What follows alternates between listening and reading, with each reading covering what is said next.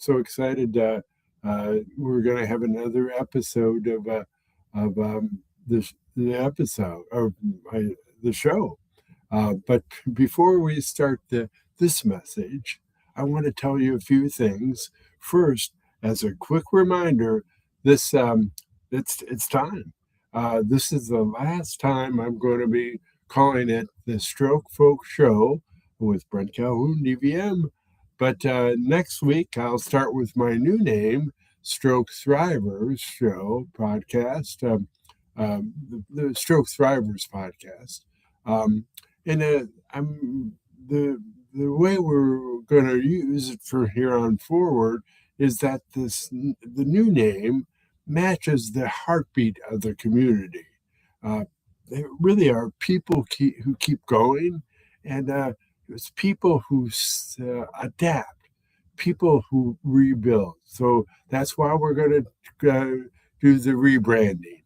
So the second, why I do this show.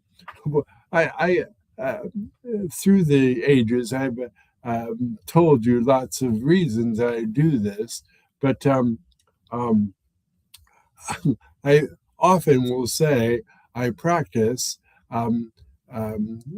because way back when I was out an outpatient after the strokes, I had a great speech therapist, and when she was graduating me from her program and kicking me out, so to speak, she said, "You have to go out in front of the public."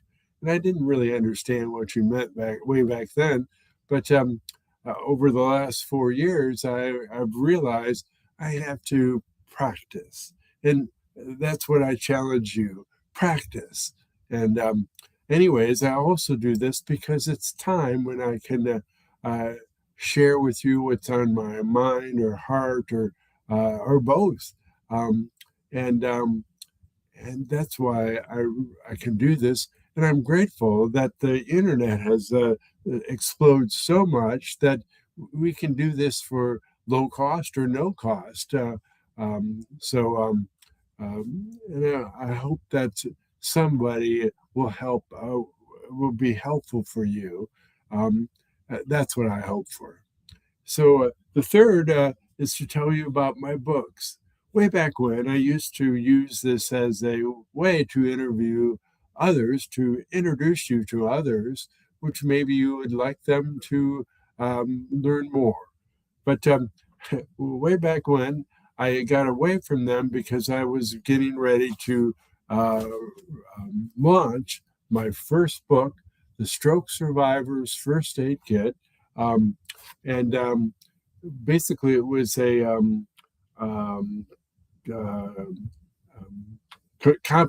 compilation. No, I put together over 4 years, or 3.5 years, or maybe 3 years of posts, and I felt that I could use them to help others, and it's been great.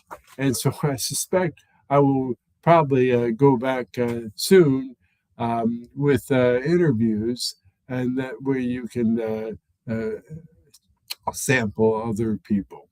And about 2 months ago or more, I launched my second book, The Word Search for Stroke Recovery Book, Volume 1, and I'll have Volume 2, Volume 3, Volume 4, who knows? And I will also have crossword puzzles based on the same principle that was used for me when I was first recovering from the strokes. I had to find some way to reconnect with my words, and it was really helpful that they would have me use word search books for stroke recovery. So please jump in. And if you want to find more, you can go to, on your browser, you can type tinyurl.com/stroke-books, and you will see my books. And But and then it was another interesting thing about, I guess almost 3 years ago, I was in a research study, or a focus group, really it was, um, um, and the director mentioned in his opening comments several times stroke survivors. And I always thought of myself as a stroke survivor.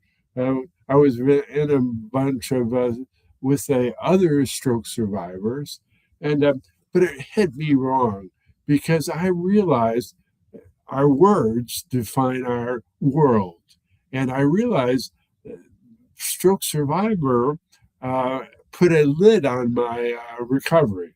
So that's why I called myself stroke survivor. I thought that was always was, but but I decided I was going to use a new word, and I kind of invented a word. But uh, I stroke survivors. I was no longer me. I was a stroke thriver, and I used the same OR in survivor as in the thriver.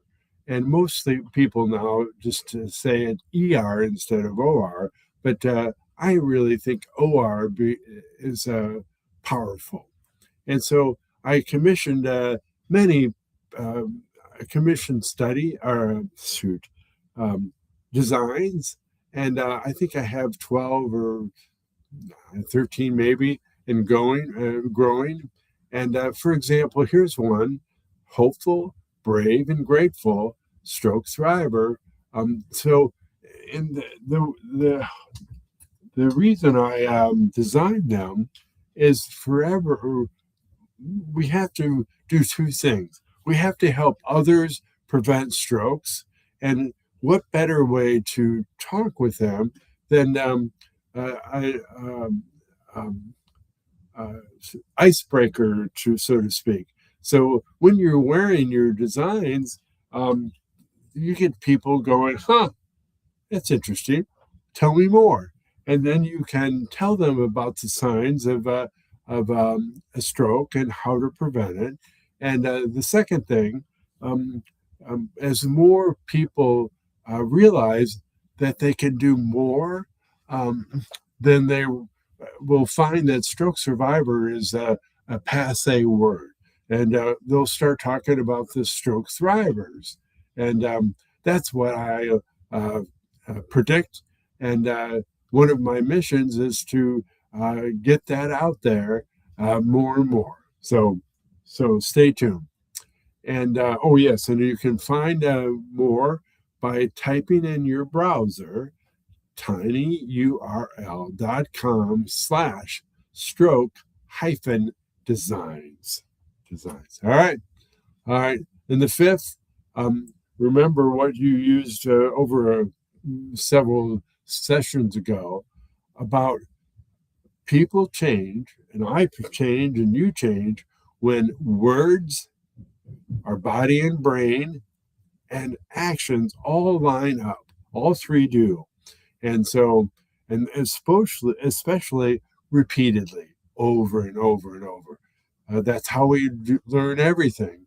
Uh, After we learned it when we were toddlers, all the way up to right after we had the strokes, and re, uh, um, oh shoot, we're doing recovery again. So, all right, now after our sponsors, let's go on and move into this episode message. So after I had the strokes, reading wasn't something that I could easily do, and especially in the first few weeks. And I was thinking about this session, and I realized, wow, um, I didn't. I love to read, and I read all the time. But after the strokes, I didn't read, probably for weeks. And I realized somebody had gotten me a book by a person, Dr. Jill Bolte Taylor. She was a neurosurgeon who survived a stroke, but she thrived. I didn't read it right away. I listened to her story first. The person got me a CD player back then, and got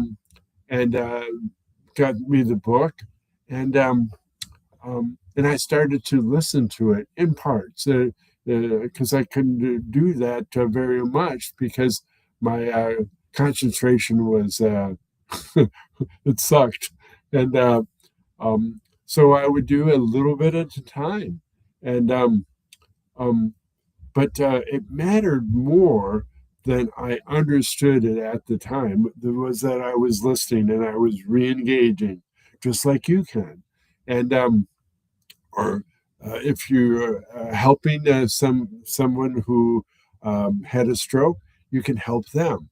So this is how the brain processes information after a stroke. Um, it listening and now watching use different brain pathways than reading. So listening relies heavily on audio processing and emotional centers, and watching relies visual clues, facial expression, tone, and pacing, just like they do in listening. And the reading requires visual decoding, um, language processing, attention, eye memory, or working memory, and eye tracking coordination. So after a stroke, especially early on, the combination was overwhelming. And I knew that, I sensed it, and so I didn't even engage with that. So, but the thing, listening is often lower effort, quote unquote, than for a healing brain, which mine was and still is. So, for many stroke thrivers, listening allows information to flow in instead of being forced. And you can still close your eyes, and I often did. You don't have to keep your place because you can pause, rewind, or just let it wash over you. So this is one reason why audio books, podcasts, and conversations often feel safer early on. And it's interesting as I think back when I was in the hospital for the almost 6 weeks after the strokes. People would often visit with me, and I would like that interaction. But it was because it was easier to engage. So, so emotion travels faster than words, but it's realize that because when you listen or watch someone, their tone carries meaning, and yours does, but you didn't even realize that. Emotion lands even if every word doesn't. So um, maybe you don't understand their full words, you still catch the tone and their emotion.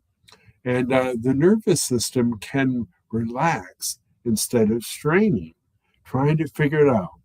So with Jill Bolte Taylor's story, I didn't need to understand every sentence. I just needed to feel seen. Important, just like you need to feel seen. So, so that connection mattered in recovery, and it still does in your recovery if you're dealing with the aftermath. So, reading often comes back later, and that's okay. For many of us, reading returns gradually, which it did for me. For others, maybe it doesn't. But um, short passages come first. Little bits helped. Fatigue, it showed up fast. In the first 6 to 12 months, was huge. But comprehension improves before speed. So it's important. So this isn't failure, it's healing. So different inputs, different timing. So a gentle reminder for caregivers, if you're supporting someone after a stroke, don't push reading too early. Please understand you're not failing them, or they're not failing, but they're just not ready. So offer audiobooks, podcast, or simply your voice talking, not not expecting an answer. So let the brain choose what it's ready for. Recovery isn't about effort, it's about alignment. So looking back and listening to Dr. Taylor wasn't just educational, it was permission. So permission to heal at my own pace, and just like it is for you, and permission to receive information in the way my brain could handle them, just like your brain or the person you love one, they can. So that lesson still matters today for you and I every time. So if you're listening to this and you had a stroke, or someone who has, just notice how their brain or your brain likes to receive information right now. There's no right way, it's only your way. Mhm. So if listening feels easier than reading today, that's not a setback, it's just wisdom. And if it's a story, a voice, or a moment like this that helped you feel a little less alone, hold on to that. Let's support you. I do. And so thanks for spending this time with me. I'm really glad you're here. And remember, in gratitude and grace.